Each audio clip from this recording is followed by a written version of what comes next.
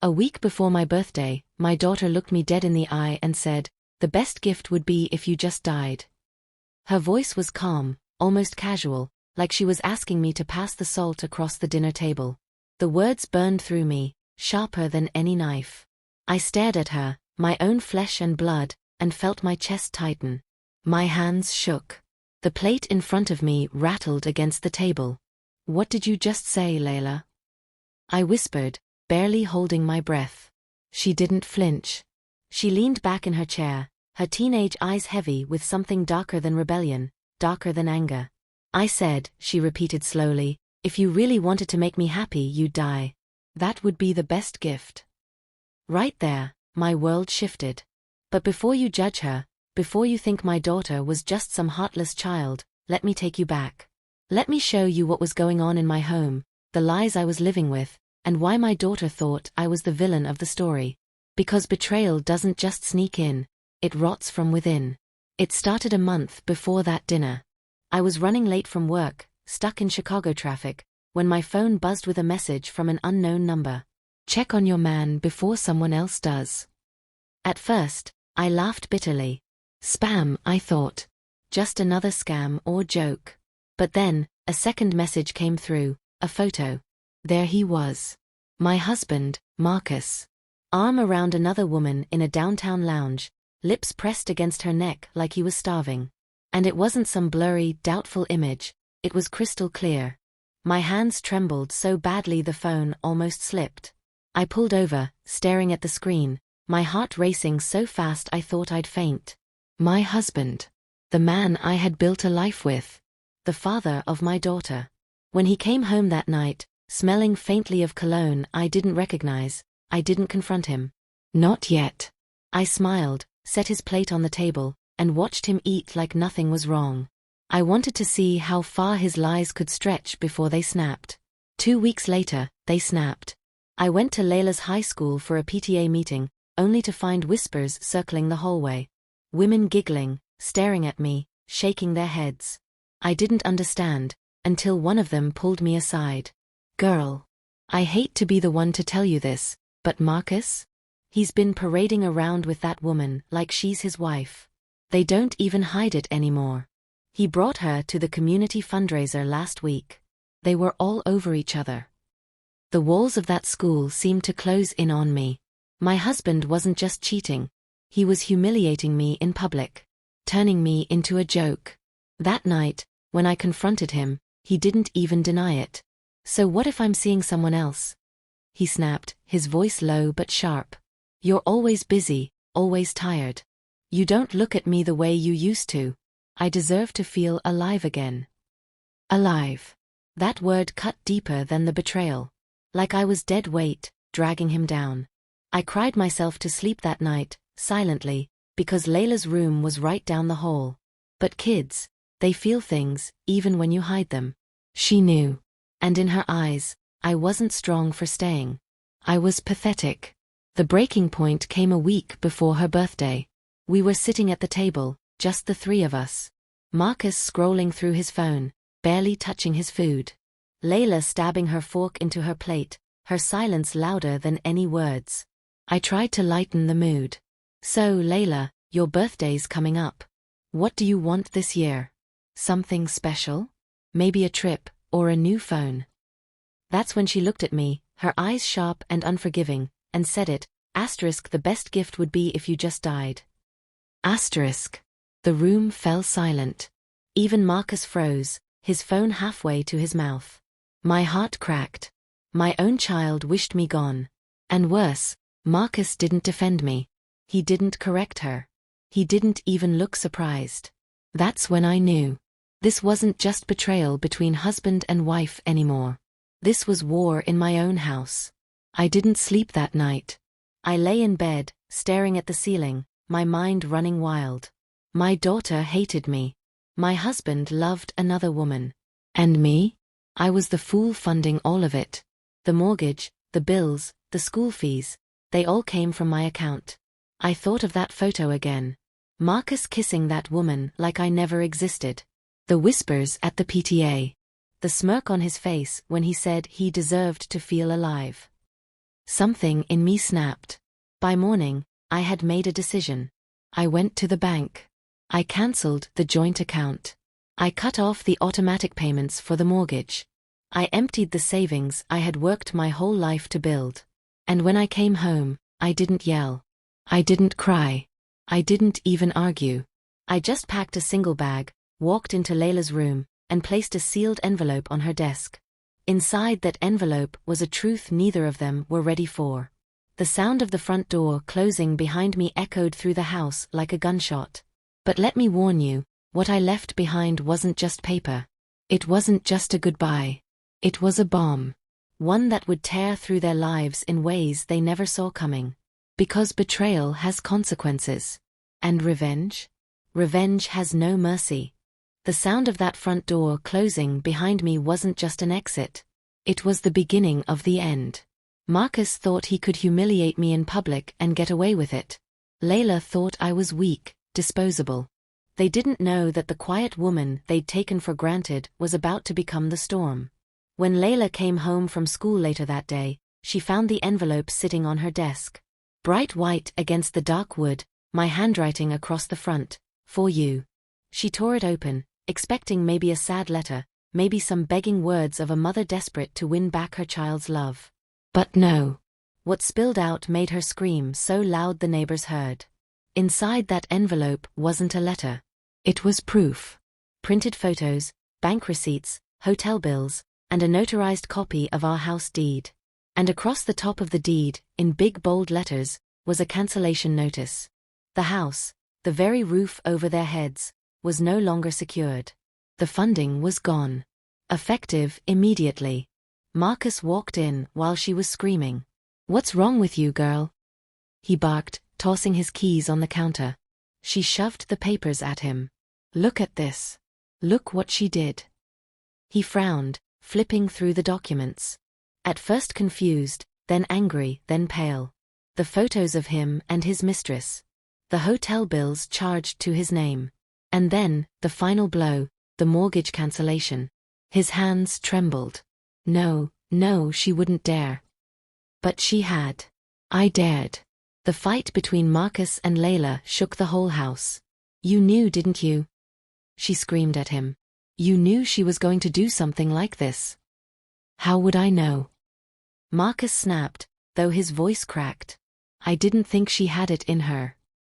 She left us with nothing. Nothing." Layla's words were knives, cutting deeper with every syllable. Marcus slammed the deed against the wall. "Damn it, Camille. What the hell have you done?" But I wasn't there to answer. That was the beauty of it. For the first time in years, I wasn't the one crying in the corner. They were. Meanwhile, I was sitting in a cheap motel on the south side, the neon light flickering outside my window, a half-empty glass of wine in my hand. I imagined them back in that house, scrambling, panicking, cursing my name. And for once, I felt a sick satisfaction. Still, I wasn't blind. This was just the beginning. Marcus wasn't going to roll over. He was prideful, manipulative, dangerous when cornered. He'd try to spin this, to turn Layla against me even more, to claw back control. But he didn't know that I'd been planning for weeks. Every move. Every cut. And the deeper he tried to fight, the more he'd drown. Back at the house, Marcus was pacing like a caged animal. "We can fix this," he muttered, almost to himself. "We can talk to the bank, we can fix it." Layla screamed, tears streaming down her face. "How are we supposed to fix it? She cut off the money, Dad. She knew you were cheating, and now we're screwed." The silence that followed was heavy. Because it was the first time she said it out loud. "She knew you were cheating." Marcus tried to cover. "Layla, baby, it's not that simple. Your mom. She's unstable. She's always been dramatic. Don't believe everything she puts in front of you."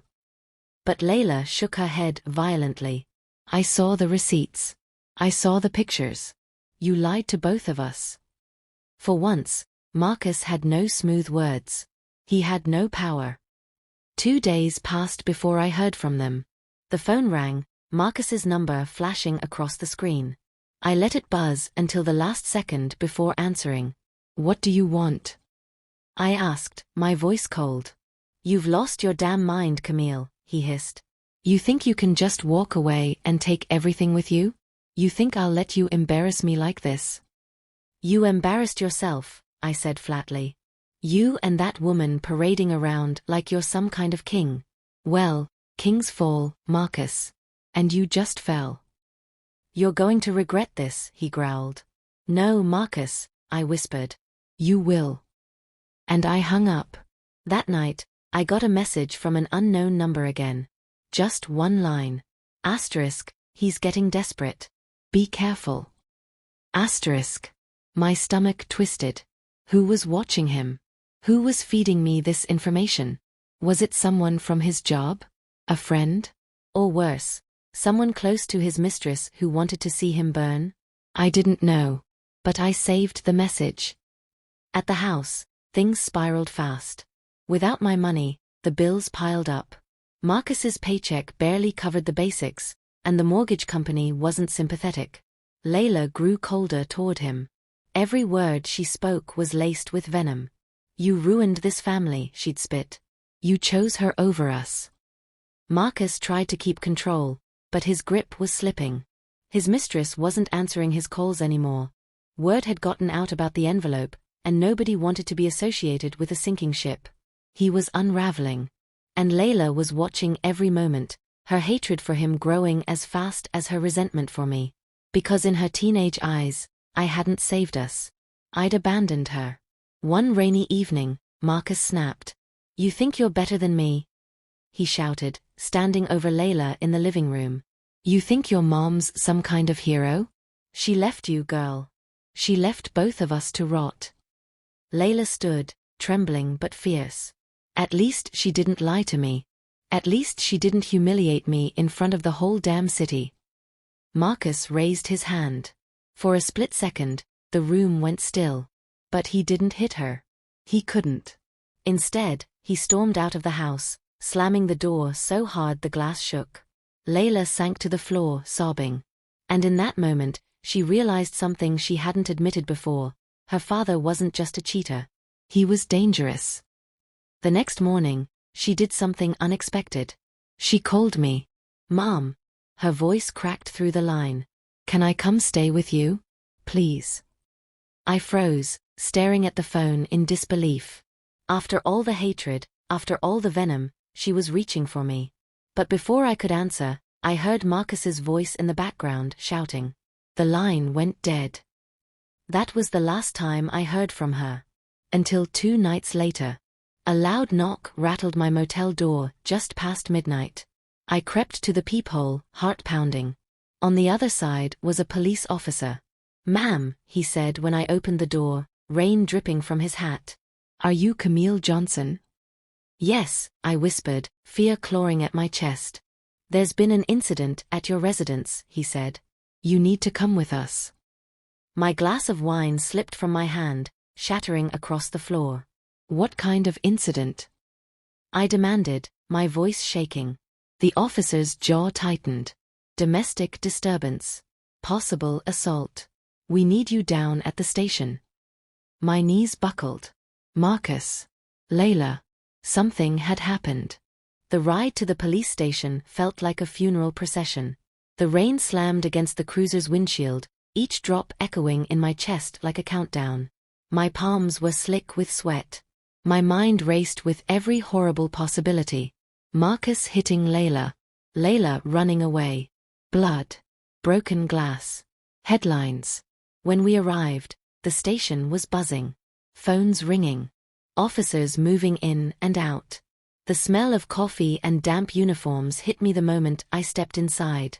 Sit here, the officer said, guiding me to a chair in the waiting area.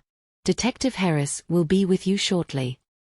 I sat down, my knees bouncing, my hands twisted together so tight my knuckles ached. That's when I saw her. Layla. Sitting across the room, her face pale, eyes swollen from crying. A blanket draped over her shoulders. A female officer sitting beside her, whispering softly. Layla, I breathed, leaping to my feet. She looked up, and the hatred I expected wasn't there. Instead, she looked broken. Shattered. "Mom," she whispered, her voice raw. I rushed to her side, kneeling, clutching her hands. They were ice cold. "What happened? Baby, talk to me. What happened?" Before she could answer, a door slammed. My blood froze. "Marcus." 2 officers marched him out of an interrogation room, his wrists cuffed, his face red with fury. "This is a mistake," he shouted. "You can't do this to me. She's lying." His eyes locked on me, wild and full of fire. "Camille, don't you dare believe this. Don't you?" The officers shoved him forward, cutting him off.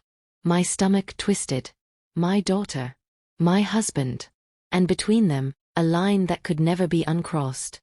Detective Harris, a tall black woman with sharp eyes and an even sharper tone, led me into her office. "Mrs. Johnson," she began, folding her hands on the desk. "We need your statement." My statement? I blinked. What happened? She leaned back, studying me. "According to your daughter, there was a physical altercation tonight. Your husband allegedly shoved her during an argument. Neighbors heard the screaming and called us." My throat went dry. He put his hands on her?" Harris nodded. "She has bruising on her arm consistent with her story. He's claiming it was an accident. That he never meant to hurt her." I closed my eyes, bile rising in my throat. Accident. That's what abusers always said. "Mrs. Johnson," Harris continued, "we need to know, has this happened before? Any history of violence in the home?" I swallowed hard. "He's never hit her before. Not that I know of. But he has a temper. He yells. He throws things. And lately he's been different." "Different how?" "He's been cheating," I whispered, my voice breaking. "Lying. Manipulating. He doesn't care who sees it anymore. And now, with the money gone." Her eyes narrowed. "The money?" I hesitated, then told her everything. About the envelope. The cancelled mortgage. The emptied accounts. Harris didn't flinch. She just scribbled notes, her pen scratching across the page like a blade. "Mrs. Johnson," she said finally, "I'm going to be blunt. This isn't just a domestic spat anymore. This is a power play. Your husband feels cornered. Men like that? They get dangerous. You need to protect yourself and your daughter." I nodded, tears stinging my eyes. Protect myself. Protect Layla. For years, I had been the one keeping the family afloat, quietly enduring humiliation to keep the peace. But peace was gone. Now, it was survival. Marcus was released the next morning on bail. The moment he stepped out of the station, he called me. "You think you've won, don't you?" His voice hissed through the line. "You think you can turn my daughter against me and leave me in the dirt? Camille, you don't know who you're messing with." "Marcus, stop," I said, my voice trembling but firm. "You put your hands on Layla. This isn't about me anymore." "You did this," he roared. "You poisoned her. You turned her into your little soldier. But she's mine, Camille. Mine. And I'll get her back if it's the last thing I do." The line went dead. My hand shook so badly I almost dropped the phone. His voice wasn't just angry. It was unhinged. That night, Layla sat on the motel bed beside me, silent. Her eyes fixed on the flickering TV, but I knew she wasn't watching. Finally she whispered, "Mom, why didn't you leave him sooner?" The question pierced me. I thought of all the years I stayed. The excuses. The fear of raising a child alone. The shame of divorce. The whispers in the church pews. The bills that needed paying. "I thought I was protecting you," I whispered back. "I thought keeping us together was the best thing for you." She turned to me, tears brimming. "I don't need him. I just need you." For the first time in months, I pulled her into my arms. And for the first time in months, she didn't pull away. But peace never lasts. The next day, as we returned to the motel after grabbing groceries, I noticed something. A black car parked across the street. Engine running. Windows tinted. My skin prickled. "Mom?" Layla asked, noticing my frozen stance. Go inside, I said quickly, pushing her toward the door. I lingered, pretending to check the mail slot, my eyes flicking to the car. The driver's side window rolled down just a crack. Just enough for me to see the smirk. Marcus. He didn't move. He didn't shout. He just sat there, watching. My blood went cold. I shoved the door shut behind me, locking it twice. My hands shook so badly the groceries spilled across the floor. He wasn't just angry. He was hunting. That night, I couldn't sleep. Every sound outside made me jump. Every creak of the floorboards felt like a threat. At 2 a.m., my phone buzzed with a text. No name. Just a number. Asterisk, he's not giving up. If you don't strike first, he will. Asterisk. I stared at the screen, my heart pounding. Who was sending these messages? A friend? An enemy? Or someone playing both sides? I didn't know. But one thing was clear.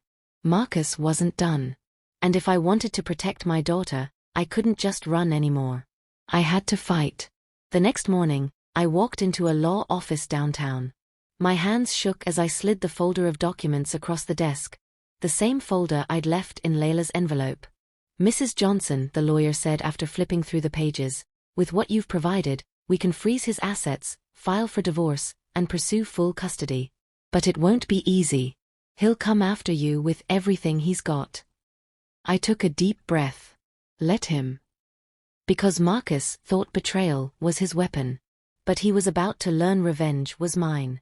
That night, as Layla slept, I sat by the window of the motel room, staring into the dark street. The black car wasn't there this time. But I knew it would be back. And when it came, I would be ready. The papers were filed by Monday morning. Divorce. Custody. Asset freeze.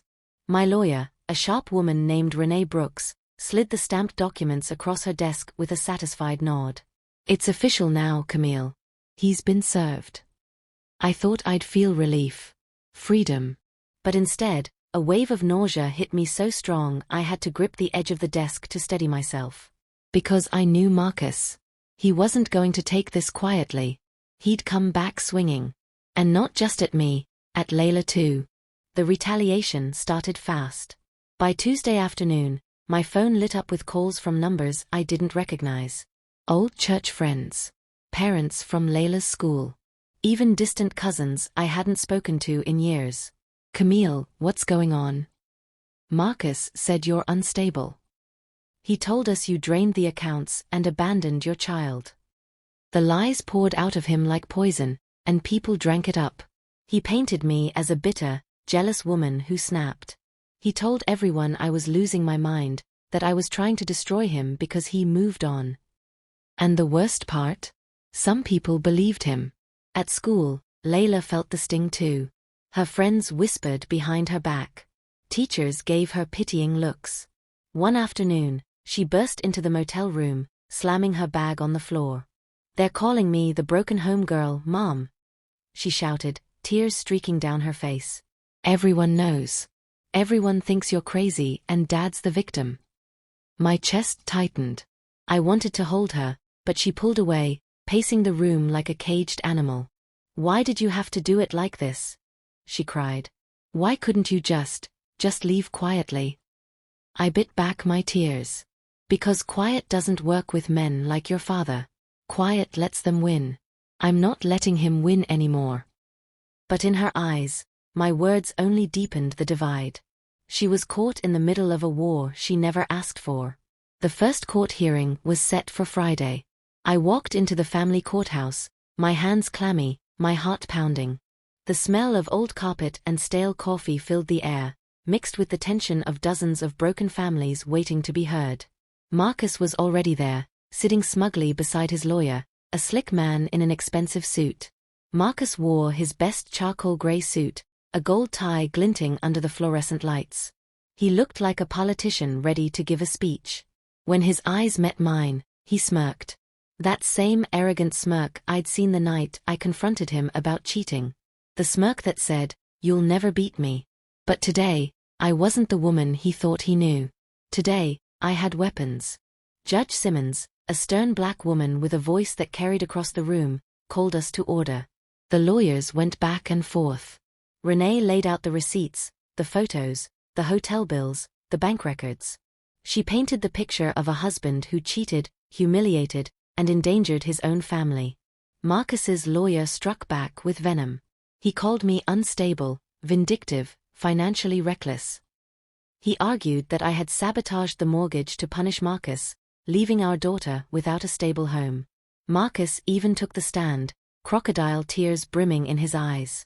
"I just want to be a father," he said, his voice cracking. "Camille is trying to erase me from Layla's life. She's poisoning her against me. I made mistakes, but I love my daughter. That's all that matters." His performance was flawless. Even I almost believed him. I clenched my fists under the table, nails digging into my palms, forcing myself not to scream. When it was my turn to testify, I stood, my legs trembling but my voice steady. "I stayed quiet for years," I said. "I worked, I paid the bills, I held this family together while Marcus tore it apart. And when I finally stood up for myself, he lashed out. He put his hands on our daughter. That's why we're here. Not because of money. Not because of jealousy. Because of violence." The courtroom fell silent. For a moment, I thought I saw the judge's expression soften. But then, something happened I didn't expect. The door at the back of the courtroom opened. And in walked her. Marcus's mistress. Dressed sharp, hair perfect, heels clicking against the tile. She took a seat in the gallery, crossing her legs with a smile. Marcus's smirk widened.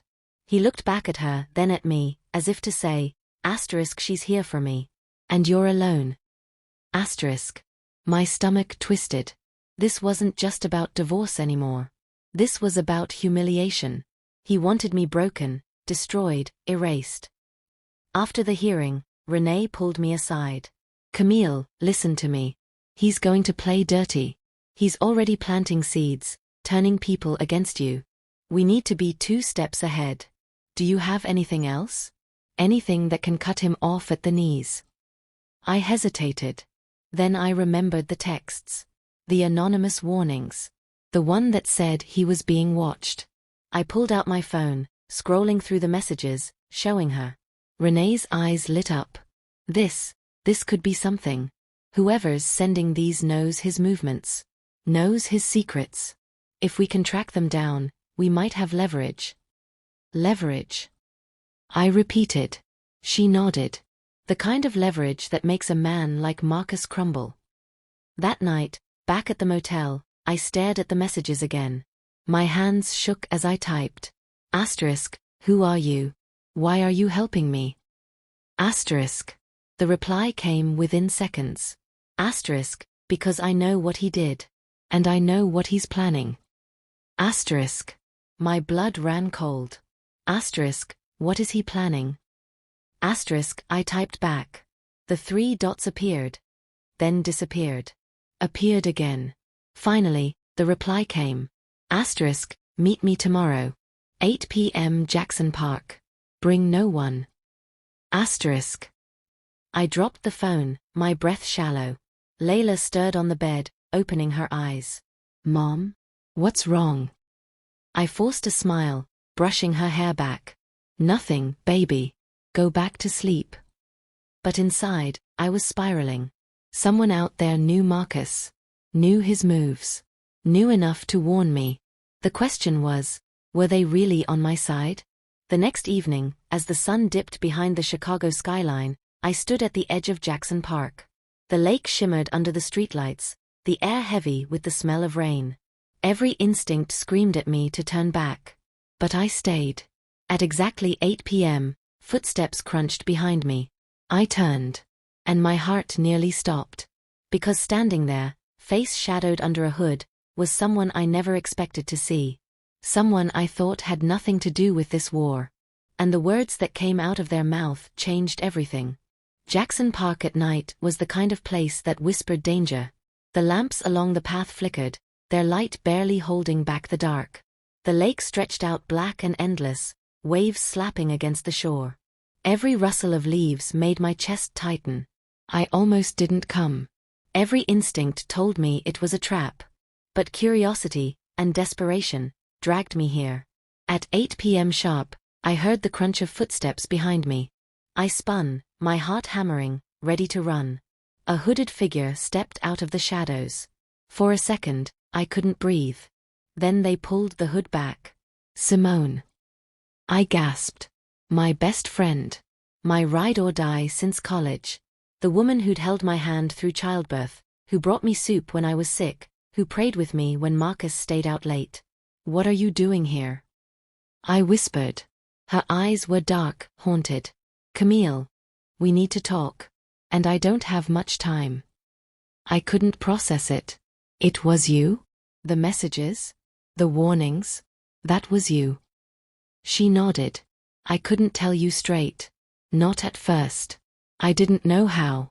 But I've been watching Marcus. I know what he's been doing. My knees nearly gave out.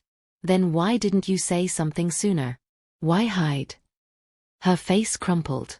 Because, Camille, I was part of it. The ground tilted under me. Part of what? She looked away, shame etched in every line of her face. I was the one who introduced him to her. The mistress. She's not just some random woman, Camille. She's my cousin. My stomach lurched. Simone's voice cracked. It started as a joke. I told her Marcus was too handsome for his own good, and she laughed, said she'd steal him if she had the chance. I never thought she actually would. But then, she did. And I didn't stop it. I didn't want to lose her. And I didn't want to lose you. I staggered back, my hands trembling. You knew all this time. You knew he was cheating with your cousin, and you said nothing. Tears streamed down her face. I tried. I tried to warn you, but I was too late. And now it's worse than cheating. My breath caught. What do you mean? She leaned closer, her voice dropping to a whisper. Marcus isn't just sleeping with her. He's using her. For money. For connections. He's tangled up in something dangerous, Camille. Illegal. And if you don't get out now, he's going to drag you and Layla down with him. I stared at her, my head spinning. Illegal. The word echoed in my skull. Marcus always had expensive tastes. New cars, flashy suits, dinners that drained accounts. I thought it was just arrogance, ego. But now, what is he into? I demanded. Simone shook her head frantically. I don't know everything. But I know he's been moving cash through shell accounts. Using my cousin's business as a front. And Camille, if the feds catch on, your name could be tied to it. You paid the bills, remember? You kept the accounts alive. That makes you look complicit. My stomach dropped to the pavement. It wasn't just betrayal anymore. It was potential prison. Before I could respond, a phone buzzed in Simone's pocket. She glanced at the screen, her face going pale. It's him, she whispered. He knows I'm here. She grabbed my hand, squeezing it tight. Camille, listen to me. He's dangerous now. More than you realize. Don't go back to him. Don't even talk to him. Get a lawyer, get protection, and whatever you do, don't trust anyone connected to him.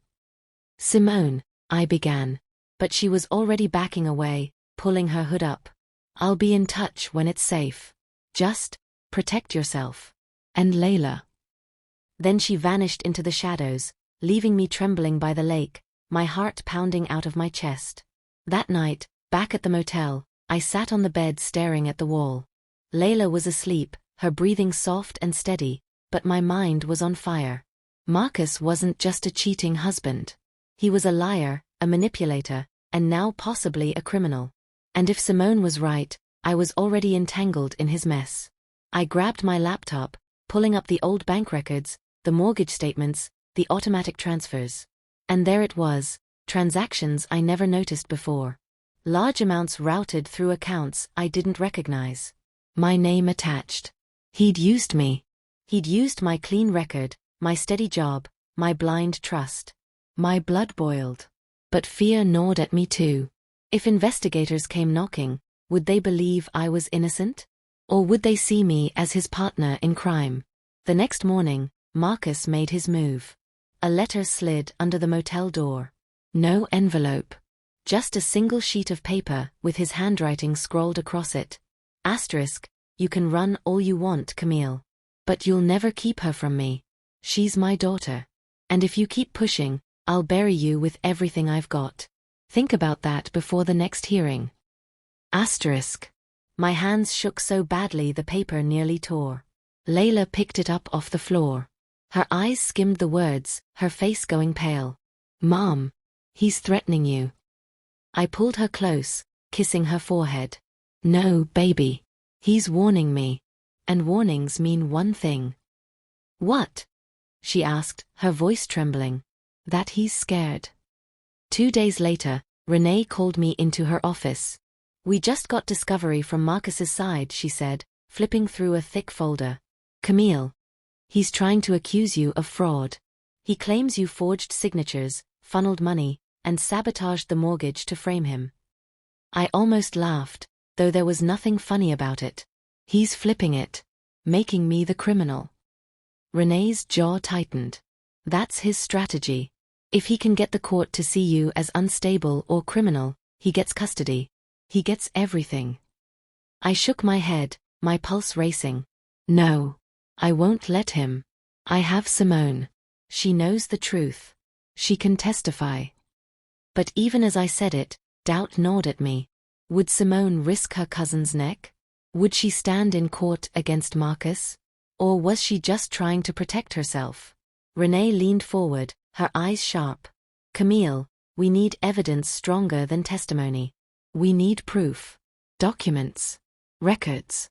Something that ties Marcus directly to the fraud. I thought of the transactions again. The mysterious accounts. The front business. I knew where to find it. But it meant stepping into Marcus's world. That night, I couldn't sleep. I sat by the motel window, staring out at the street, clutching Layla's hand as she dreamed. And then, just past midnight, my phone buzzed with another message from the anonymous number. Asterisk, he's moving money tomorrow. If you want proof, this is your chance. Follow the trail. But be careful, if he catches you it won't end well. Asterisk. I stared at the screen, my pulse pounding in my ears. This was it. The chance to end him. To expose everything. But it also meant risk. Real risk. I turned to Layla, brushing a curl from her forehead. I'm doing this for you, baby, I whispered. Because Marcus thought he was untouchable. But tomorrow, I was going to touch everything. The next morning, I woke with my heart pounding like I hadn't slept at all. The anonymous text glowed in my mind. He's moving money tomorrow. If I wanted proof, this was my window. I told Layla I had errands, kissed her cheek, and left her with my cousin Trina for the day. My daughter looked at me with wary eyes, but I forced a smile. It's just paperwork, baby. I'll be back before dinner. Inside, I felt like I was marching to war. The first stop was Marcus's office building on the south side. A law firm on the outside, but everyone knew Marcus used the suite upstairs as his little empire. Consulting, investments, whatever he dressed it up as. I parked 2 blocks away, pulled my hoodie low, and walked fast, trying not to draw attention. The side door was propped open with a brick. Maintenance workers smoked outside, not paying me any mind. I slipped in and climbed the stairs. Marcus's office door was locked, but the frosted glass was dark. No one inside. I pulled out the spare key I'd stolen months ago, my hand shaking as I slid it into the lock. The office smelled like leather and cigars.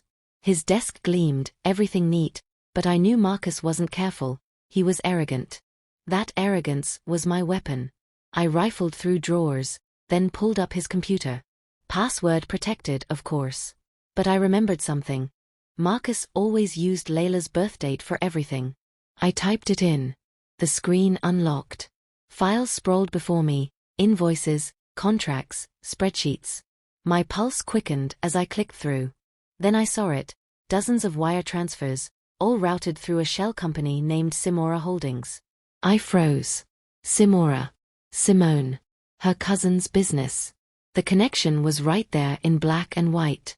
I screenshotted everything, emailed it to myself, then slipped a flash drive into the computer and copied as much as I could. My phone buzzed. A new message from the anonymous number. Asterisk, he knows. Get out now. Asterisk. My chest tightened. I yanked the drive free, shoved it into my pocket, and bolted for the door. I barely made it down the stairwell before voices echoed from the lobby. Check upstairs. She's here. My blood froze. Marcus. I ducked into a supply closet, my breath shallow, heart banging like a drum. Heavy footsteps climbed the stairs. Don't just stand there, Marcus barked. Find her. I pressed against the wall, praying the pounding in my chest didn't give me away. 2 men walked past the door. Big, broad-shouldered.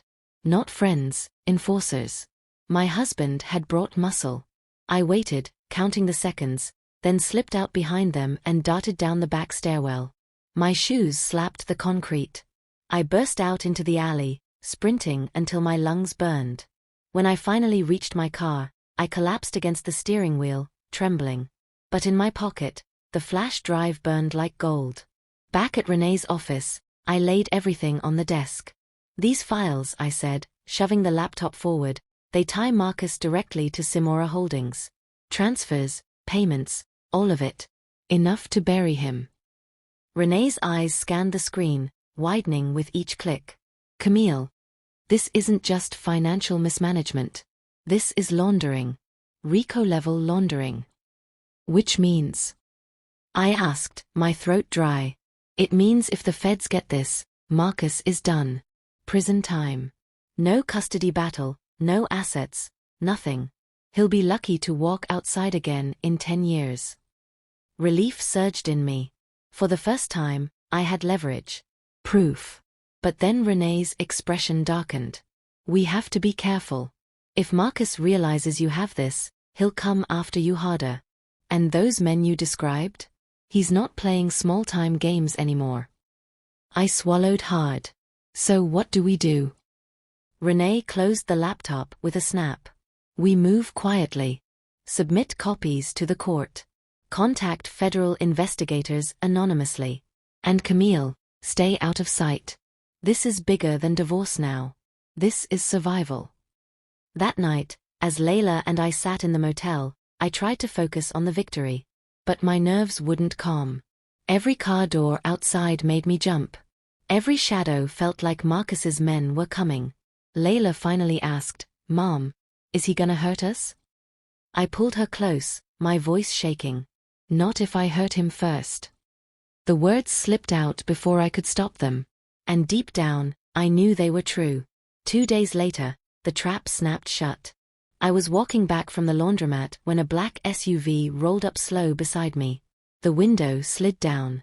Marcus sat inside, smiling like a wolf. Well, well. Look who's playing detective. My stomach knotted. What do you want, Marcus? He leaned across the seat, his voice low and venomous. I want you to stop. You think I don't know you've been snooping? Copying files? Talking to Renee? You're in over your head, Camille. And when the hammer drops, you'll go down first. Not me. I've got proof, I snapped. I've got everything. He chuckled darkly. Proof doesn't matter if you're not alive to use it. The SUV door opened. One of his men stepped out, big as a wall, moving toward me. I bolted. Feet pounding pavement, lungs burning, I tore down the block. Shouts echoed behind me. A hand grabbed at my jacket, but I ripped free, cutting into an alley. The SUV screeched, tires screaming. I ran until my vision blurred, until I burst out onto a crowded street. People turned, startled, as I shoved past them, tears streaming. Finally, I ducked into a bus station, collapsing onto a bench, gasping for breath. Marcus's men didn't follow inside. But I knew this wasn't over. Not by a long shot. That night, back at the motel, I clutched Layla tight, my mind racing. Marcus was done playing games. He was willing to hunt me in the street. But I wasn't helpless anymore. I had the proof. And now, I had nothing left to lose. I kissed my daughter's forehead, whispering, "It's time to finish this, baby. Once and for all." As I lay in the dark, a plan began to form. Dangerous. Risky. But if it worked, Marcus wouldn't just lose. He'd be destroyed. The plan was ugly and brilliant in equal measure. It was the kind of plan you only make when you've been pushed too far, when humiliation, fear, and fury have braided together into one cold purpose. Renee had set the meeting. Agent Malik from the Federal Task Force would be there, quiet and efficient. Simone promised to flip her cousin if she had to. I'd signed affidavits, given the flash drive, and rehearsed how to stay calm while watching the man who'd destroyed my life walk into cuffs. Everything had to look normal. Marcus had to believe he was making one last move, one last transfer to secure his escape. He had to feel safe. That arrogance was the hole I aimed to push him through. I woke before dawn, my stomach a fist of nerves. The motel room felt smaller than ever. Layla was asleep on the other bed, her face relaxed in a way that made my chest ache. I kissed her forehead, whispered into the dark, "Stay here, baby. I'll be back." She mumbled something and turned over. I left Trina a number to call if anything happened and slid into the cold morning. We met at a diner 2 blocks from the warehouse. Renee, Agent Malik, Simone, and me. Malik was quiet, his eyes scanning, his presence making the room feel safer. He was in his 40s, measured, the kind of man who'd seen rage and greed and learned to take both apart without flinching. His voice was soft when he spoke. "We'll make this clean. No innocent people harmed. We take him. We get the evidence. We move fast." Simone picked at a piece of toast, not looking up. "If my cousin tries to run, I'll make sure she stays." The line in her voice trembled. This was family, and family had been her weakness. But she was here. That counted. The warehouse looked like 100 other warehouses on the south side. Low brick, chipped paint, iron doors.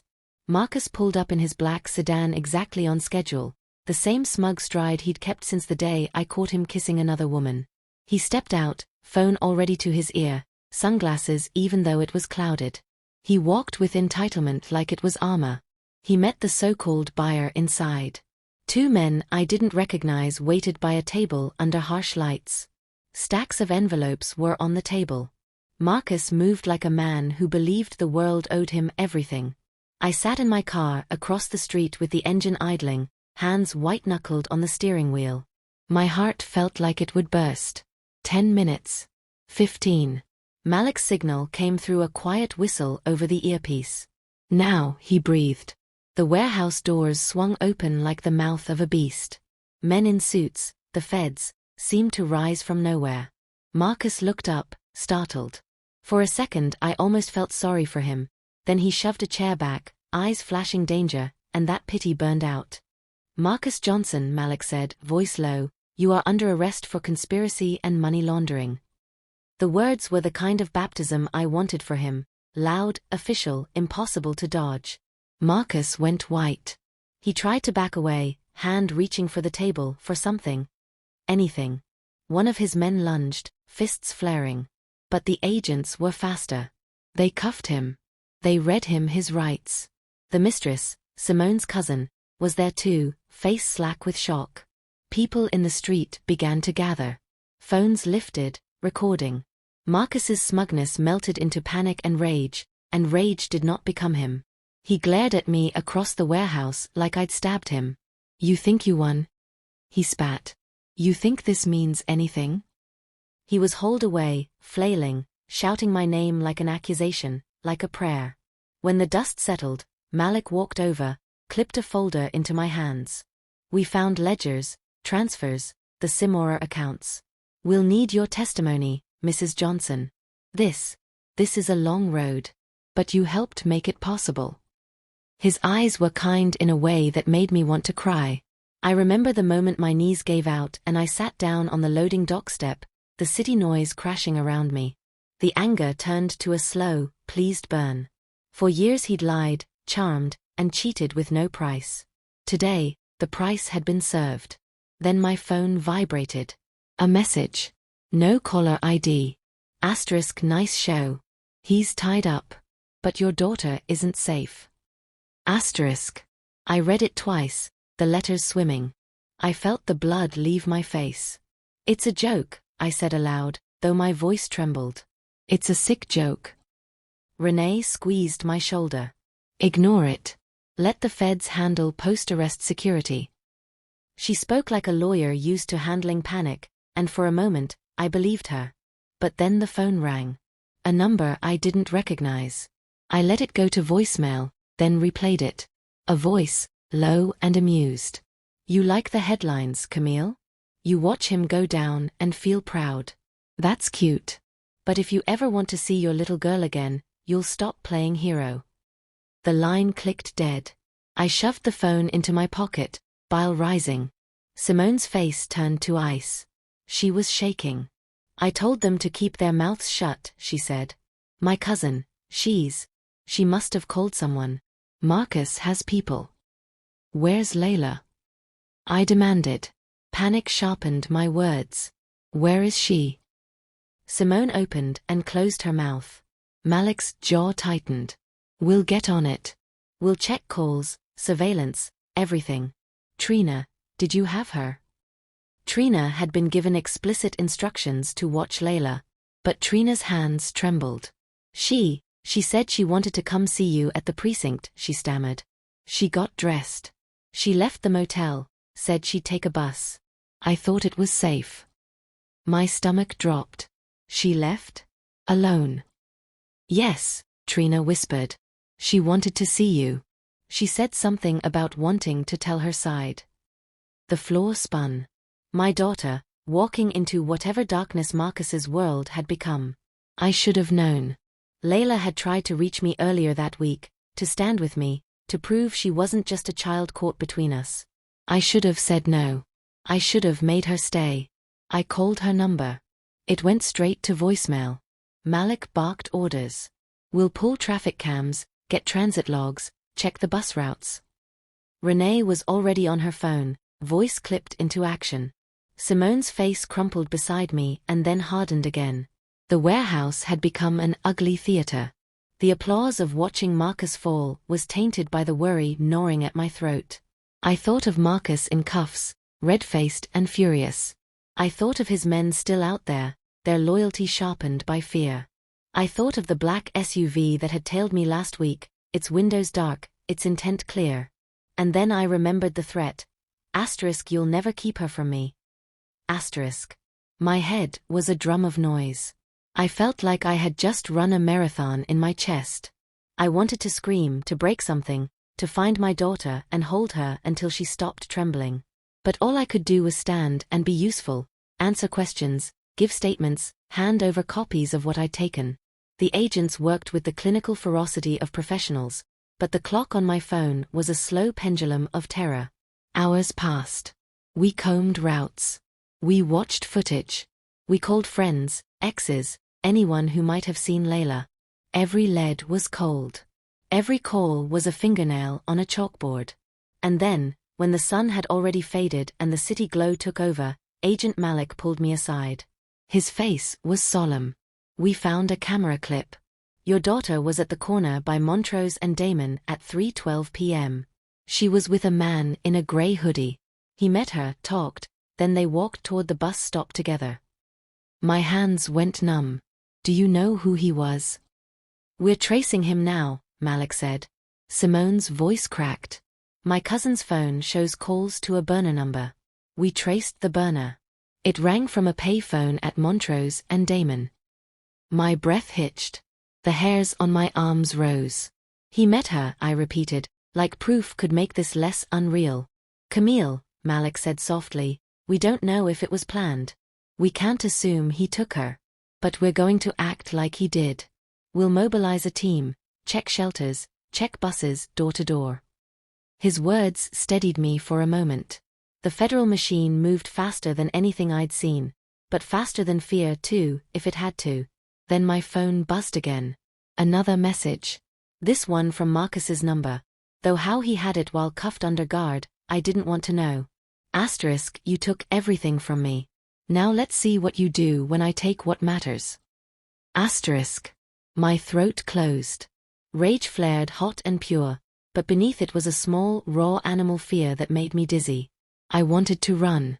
I wanted to grab a weapon and tear through the city until I found my daughter. I wanted to beat Marcus with my own 2 hands. But I was a woman trying to navigate legal wolves and men who moved in shadows. I had to be smarter. I had to survive. Malik's hand was on my shoulder, hard and grounding. "We'll find her," he promised. I wanted to believe him with every inch of my being. But as I watched the footage again on a tiny screen, the grainy image of Layla laughing, turning, stepping toward a man whose face I couldn't make out, I felt something colder settle in my chest.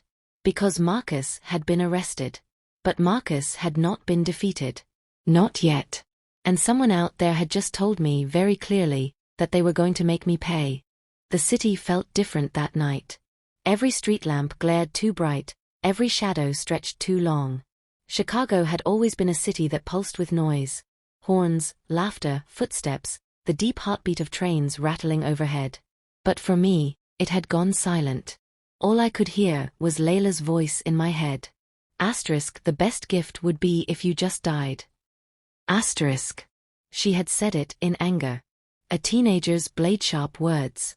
But now, with her missing, those words cut deeper. I couldn't let them be the last thing between us. I sat in the back of Agent Malik's car, my hands twisted together. Renee was beside me, whispering strategies about custody hearings and legal protections, but her words floated past. My daughter was gone. Nothing else mattered. Camille. Malik's voice pulled me back. We tracked the burner phone again. It pinged near an abandoned apartment building on the west side. "We're going in." The SUV turned, tires humming, the cityscape melting into darker blocks where windows were boarded and graffiti dripped like scars. "Is she there?" I whispered. Malik's jaw flexed. "We won't know until we get inside." The building loomed ahead, 4 stories of brick, windows shattered, doors chained. A place where secrets could rot unnoticed. The agents fanned out silently, weapons drawn. Malik kept me back, but I pushed forward anyway. "She's my daughter. I'm not waiting outside." His eyes held mine for a long second, then he nodded once. "Stay behind me. Do exactly what I say." Inside, the air reeked of mildew and dust. Our footsteps echoed across broken tile. Every creak of wood made my heart slam harder. We climbed to the 2nd floor. A door stood half open at the end of the hallway, light spilling out. "Stay here," Malik ordered, motioning for 2 agents to flank the door. But then, "Mom." The voice was small, shaky but real. Layla's voice. I surged forward before Malik could stop me. "Layla." I burst into the room. She was there, tied to a chair, duct tape on her wrists, her hair messy, her eyes wide with fear. "Mom!" she cried, tears spilling. I ran to her, ripping at the tape. "Baby, I've got you. I've got you." But then a slow clap echoed behind me. "Well, isn't this touching?" I froze. From the corner, Simone's cousin stepped into the light. Tall, sleek, dressed in black, her smile sharp as glass. "Did you really think Marcus was the brains?" she sneered. "He was just the puppet. I've been running the strings." The words sank in like poison. "You." I whispered. She laughed. "Marcus thought he was untouchable. Men like him always do. But I used him. His accounts, his arrogance, his name. And when it was time to clean house, who better to take the fall than your charming husband? He'll rot in prison while I keep the empire." Rage surged through me. "You took my daughter." Her eyes glittered. "Collateral. You made noise, Camille. You brought in the feds. I couldn't let that slide. But don't worry, she was never in real danger. Unless, of course, you keep pushing." Behind me, I heard Malik move. His voice was a razor. "Step away. Now." But Simone's cousin lifted a gun, steady and calm. "One more step, agent, and the girl dies." Layla whimpered. My body went rigid. Time slowed. The agents froze, weapons ready but useless with the gun pointed at my child. My brain screamed for a way out. Then I remembered the flash drive, the one Marcus didn't know I still had. "I have something you want," I blurted. Her eyes flicked to me. What? The backup. All the files. The offshore accounts Marcus didn't even know about. If you hurt her, the feds will get it. But if you let her go, maybe I can make it disappear. A lie. A desperate gamble. But her gaze sharpened, hunger flickering. Prove it. I can't hear, I said quickly. It's in a safe place. You let Layla go, and I'll give you the drive. For a heartbeat, silence. The tension was a wire stretched to breaking. Then she smirked. You always were smarter than Marcus gave you credit for. She shoved Layla forward. My daughter stumbled into my arms, and I held her like I'd never let go again. But when I looked up, the gun was still pointed, at me this time. Too bad smart doesn't mean safe, she hissed. A shot rang out. I screamed, then realized it wasn't me. Simone's cousin staggered, eyes wide, clutching her shoulder. Malik's gun smoked in the dim light. Target down. One agent shouted, rushing forward. Chaos erupted. Agents swarming, shouting, tackling her to the ground. The gun clattered across the floor. Layla sobbed into my chest, shaking so hard I thought she'd break apart. It's okay, I whispered fiercely, kissing her hair. You're safe. I promise. You're safe. But even as I said it, I knew safety was fragile. Hours later, the building was swarming with flashing lights. Simone's cousin was hauled out in cuffs, screaming threats, her face twisted with fury. You think this is over, Camille? She shrieked. I'll burn you down. Both of you. Her voice echoed until the doors slammed shut. Malik came over, his face tired but calm. She'll be charged. Conspiracy, kidnapping, money laundering. With the files you gave us, we can bury her. Marcus too. They're done. I held Layla close, my daughter clinging like she'd never let go. And us? I asked softly. Malik's eyes softened. You've been through hell. But you're free now. Both of you. Free. The word felt foreign, fragile. Weeks passed. The trials made headlines. Prominent Chicago investor arrested in fraud ring. Local woman testifies against husband and accomplice. Marcus tried to glare me into silence across the courtroom, but the evidence was ironclad. His mistress-turned-mastermind raged and spat, but her empire had crumbled. When the gavel finally fell, Marcus was sentenced to 15 years. Simone's cousin got 20. And me? I walked out of that courtroom holding Layla's hand, the fall air crisp and clean. Reporters shouted questions. Cameras flashed. But I kept walking. For the first time in years, the weight on my chest had lifted.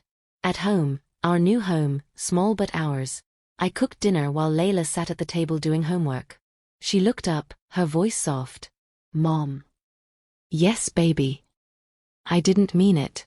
That day, when I said the best gift would be if you died, I didn't mean it. Tears burned my eyes. I set the spoon down and hugged her from behind. I know, sweetheart. I know. And I'll never leave you. Not ever. She leaned against me, her warmth anchoring me in a way nothing else could.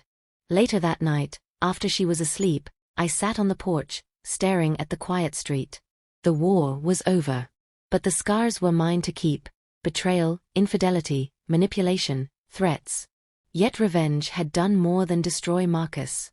It had freed me. I whispered into the night, to no one and everyone. I'm still here. And that was enough. If you were hooked by this emotional saga of betrayal, infidelity, and revenge in a modern-day black marriage, make sure you like, subscribe, and share so more people can experience Camille's journey. And tell me in the comments, what would you have done if you were in her shoes?